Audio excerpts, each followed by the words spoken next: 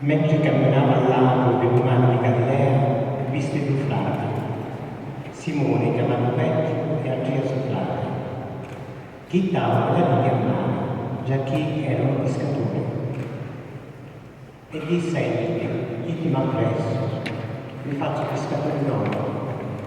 E egli, vissuto passata la linea, c'erano appresso. E oggi visti altri due frati, Giacomo di Zebedeo e Giovanni suo frate, cadendo dalla barca insieme con Zebedeo suo padre, li mettevano in ordine le reti e li chiamavano.